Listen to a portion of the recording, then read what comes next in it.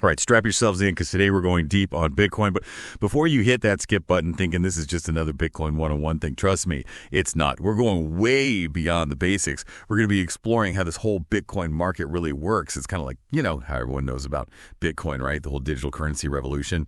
But what we're doing is we're popping the hood and taking a look at the engine. And our guide for this is a book. It's called Bitcoin Whales and Market Tales by Michael Eddleman. Came out just this past July, and Edelman takes us deep down into what really drives Bitcoin's price, especially these mysterious, whales you always hear about.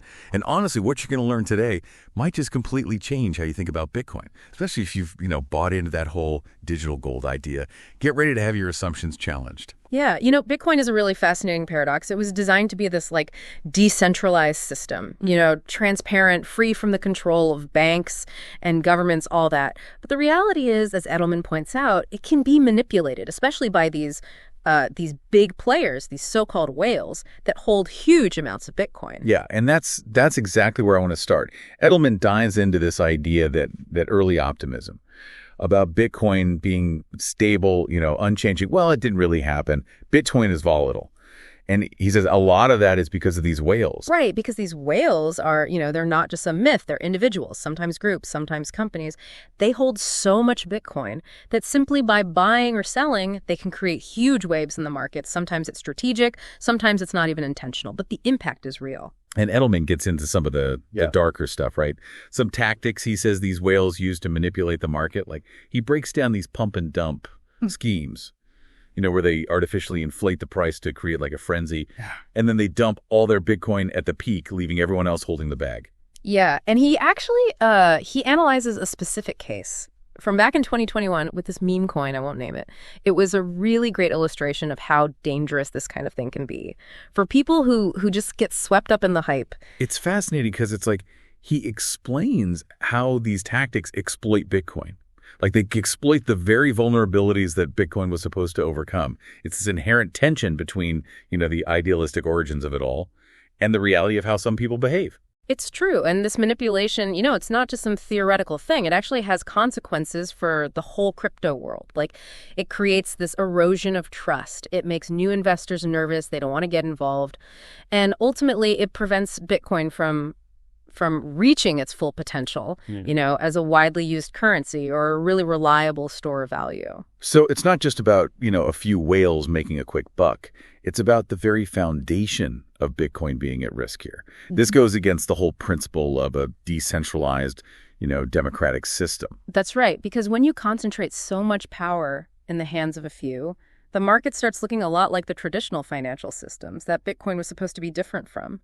Which brings us to another fascinating thing, right? Yeah. Even beyond deliberate manipulation, Bitcoin's price is just so sensitive to everything. Any news event, some new government regulation, Elon Musk tweets something cryptic. It all gets factored in. Yeah, Edelman calls these ripple effects. Basically a single event, a large Bitcoin transaction, some new regulation, a celebrity's opinion. It can create this domino effect that ripples through the whole market. He gives this great example. It was when China cracked down on Bitcoin mining. Back in 2021, the price plummeted. And not just because of the policy itself, but because it triggered this wave of fear and uncertainty. It's kind of like a butterfly flapping its wings and causing a hurricane on the other side of the planet. Right. It shows how interconnected Bitcoin really is. And then on top of all that, we have this other layer of complexity with dark pools. These are private exchanges where huge Bitcoin transactions can happen, but they're hidden from public view. It's kind of like imagine playing a game. But some players have secret cards. That's what dark pools are like. They let these whales move huge amounts of Bitcoin, but without affecting the public price. So it makes you wonder how fair the system really is. Absolutely, because dark pools create this potential for manipulation, and it raises questions about transparency. So we've got these whales making waves, external factors causing chaos, and these dark pools adding a whole other level of mystery. So what can be done? Does Edelman offer any hope for making the Bitcoin market more transparent, more stable? He does. And it's not about, getting rid of whales altogether or eliminating volatility. He thinks the key is finding a balance. Interesting. So how do we navigate this whole complex landscape? What are some solutions? Well, he has some really interesting ideas, and what's cool is that he doesn't just focus on technical fixes or, calling for more regulation. He really emphasizes the importance of education, empowering people to make their own decisions about Bitcoin. Okay, I'm really curious to hear more about that. It sounds like he's taking a pretty multifaceted approach. Yeah, he does, and he gets into some really innovative ideas that could really change things. Well, this is all incredibly insightful, but I know our listeners are dying to hear more about these solutions. So let's take a quick break to let all this sink in. And we'll be right back to explore Edelmans Vision for a more balanced Bitcoin market. So we've talked about how the Bitcoin market, it's not exactly a smooth ride. It's more like, being out on this wild sea with these huge whales swimming around, creating waves that can knock you off your feet. Mm-hmm. But Edelman, he doesn't just leave us stranded out there. He offers some solutions, some ways to stay afloat. Yeah, and what I like is that he doesn't just, blame the whales. Yeah. Or say we need some kind of crypto police to control everything. He wants to create a system that's, fair, where everyone knows of the rules and can participate. So let's talk about those solutions. Where do we even begin with something like this? Well, one of the first things Edelman talks about is regulation. And I know people hear regulation and they think, uh-oh, the government's coming in to take over. But that's not what he's saying. What he wants is to set some clear rules of the game. So it's more about creating boundaries so everyone plays fair, not about shutting down the whole game. Exactly. It's about stopping those really bad tactics, like the pump and dump schemes we talked about, and making sure the playing field is level for everyone. So he suggests things like, making large transactions more transparent and having stricter rules for exchanges to prevent things like wash trading. Okay, that makes sense. But what about the dark pools? How do you regulate something that's, designed to be hidden?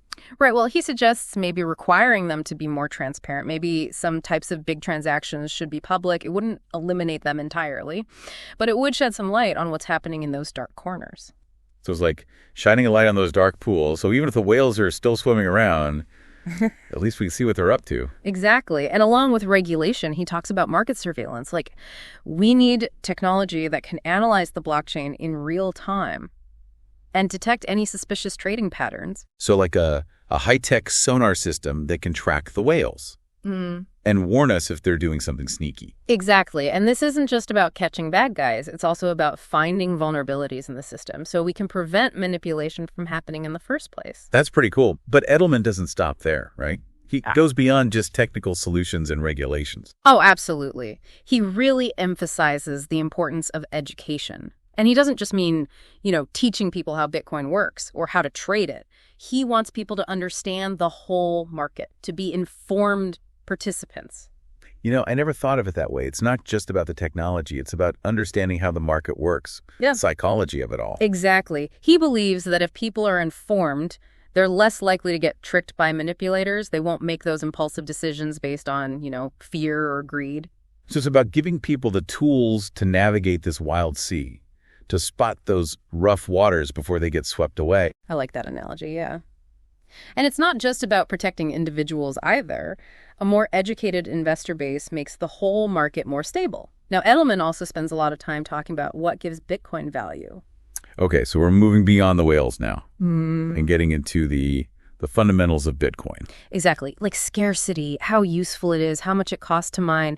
He goes through all these explanations you usually hear, but he doesn't just accept them at face value. He analyzes each one, looks at their strengths and weaknesses. He even questions the idea of Bitcoin as a safe haven asset, like gold. Wait, really? I always hear people comparing Bitcoin to digital gold. Yeah, and he acknowledges the similarities, like the limited supply, the idea that it has intrinsic value. But he says Bitcoin's volatility and the fact that it can be manipulated makes it much riskier than gold, especially in uncertain times. That's a good point. So what is it about Bitcoin that makes the price go up and down so much? Is it just the whales in the news, or there's something else going on? Well, that's where Edelman brings in behavioral economics. He has a whole chapter on how psychology affects the market. Things like fear, greed, herd mentality. Like those psychology experiments where people make crazy decisions just because of how information is presented. Exactly. And he says the Bitcoin market is a perfect example. People get caught up in the hype, they buy impulsively, or they panic and sell based on rumors or what they see on social media. It's a very emotional market. So it's not just about understanding the technology or the regulations. You have to understand the human element, too. the psychology of the crowd. Yeah, it adds a whole other layer of complexity. But Edelman gives some good advice on how to avoid these psychological traps, like, setting clear investment goals, doing your own research, and not letting your emotions control your decisions. He even says, maybe take a break from checking the price all the time, which, let's be honest, can be a bit addictive. Like mindfulness for crypto trading. Exactly. Step back, take a breath. Detach yourself from the emotional roller coaster. This is all so insightful. We've covered so much, from the whales to regulation to the psychology of it all. It's clear that Edelman wants us to not just know about Bitcoin, but to really understand it, to be able to navigate it. He does, and there's still more to uncover. He talks about things like layer 2 solutions, how Bitcoin might fit in with traditional finance, even the geopolitical implications of this whole thing. Wow, sounds like we're about to enter a whole new dimension of Bitcoin. We are. Let's take a moment to let this all sink in, and we'll be right back to explore those uncharted territories. Okay, I'm ready to explore those uncharted territories, dive deeper. What's the deal with these layer 2 solutions? I got to admit, I'm not even sure what that means. Well, that's what's great about Edelman. He breaks it down for us. So one of the biggest, I guess you could say, complaints about Bitcoin is, scalability. Transactions can be slow. The fees can get really high, especially when, everyone's using it at once. And layer 2 solutions, what they try to do is they basically build a faster highway on top of the existing Bitcoin network. Okay, so instead of every single transaction clogging up the main Bitcoin highway, you're creating these side roads to handle the traffic. That's a great way to put it, yeah. And Edelman explains how these layer 2 solutions, they could make Bitcoin so much faster, and the transaction costs would go way down, making it more practical for, everyday use. He even suggests it could open the door for micropayments, like using Bitcoin to buy a cup of coffee or pay for, online content without those crazy fees. That's pretty amazing. It's like taking Bitcoin, this powerful engine, and making it run even smoother. Exactly, and it gets even more interesting when Edelman starts talking about Bitcoin and traditional finance. Yeah. How they might work together. Now, this might seem kind of weird, right? Because Bitcoin was supposed to be this rebellion against the old financial system. Yeah, I was just thinking that. It seems almost contradictory to think they could, coexist. It is. It's a really fascinating idea, but Edelman makes the case that both sides could actually benefit. Like traditional financial institutions, they could use Bitcoin's technology to streamline things, reduce costs, maybe offer some cool new services. That Bitcoin could, gain more acceptance, become more stable, maybe even get some clear regulations by working within the existing system. It's like these two worlds colliding, and who knows, maybe they create something totally new in the process. Mm-hmm. Right. It's not about one replacing the other. It's about finding ways to connect them, to use the strengths of both. And Edelman also gets into some of the more, controversial aspects of Bitcoin, like the geopolitical implications, how this decentralized currency could change global power dynamics in ways we can't even imagine yet. Okay, now we're getting into some serious stuff. What does he have to say about that? Well, he points to, countries with struggling economies or authoritarian governments, where people don't really have access to reliable financial services. Bitcoin offers them a way to, store value, send money across borders, even participate in the global economy without having to rely on a system that might be corrupt or, unstable. So it's like giving people financial freedom no matter where they live or what their government's doing. That's pretty powerful. Yeah. It is. And he also talks about how Bitcoin could potentially challenge the U.S. dollar, as the world's dominant currency. He says as more countries and institutions start using Bitcoin, it could shift the balance of power, create a more, multipolar financial world. Whoa, that's a lot to take in. It's like this quiet revolution happening with the potential to change not just how we think about money, but also how we think about power and control on a global scale. Exactly. And that's what makes this book so fascinating. It's not just about the technology itself. It's about the bigger picture, the historical, economic, even philosophical implications. So as we wrap up our deep dive here, what's the final takeaway? What does Edelman say about the future of Bitcoin? Does he make any predictions? He doesn't pretend to know for sure what the future holds, but he does leave us with this really powerful message. The future of Bitcoin, and maybe even the future of finance as a whole. It depends on finding a balance between innovation and regulation, between individual freedom and responsibility to the larger community, between the ideals of decentralization and, the reality of how markets work. It's like he's challenging us to be more informed, to think critically as we navigate this whole new world. Yeah, he wants us to be wary of the hype and the fear-mongering, to do our own research, to approach Bitcoin with a healthy dose of, skepticism, but also curiosity. That's a great point to end on. So if you're interested in exploring this world, thinking about these big questions, I highly recommend checking out Bitcoin Whales and Market Tales by Michael Eddleman. It's a really thought-provoking book. It'll definitely give you a new perspective. It's a must-read for anyone who wants to understand not just how Bitcoin works, but how it could change our world. Thanks for joining us on this deep dive. We'll see you next time for another journey into the world of knowledge.